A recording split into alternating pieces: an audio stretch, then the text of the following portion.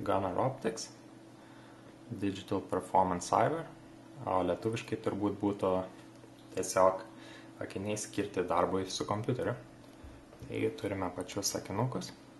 Kaip matote, šis modelis yra iš elektroninio sporto kolekcijos, patvirtintas amerikiečių žaidimų lygos. Konkrečiai šis modelis vadinasi Phantom.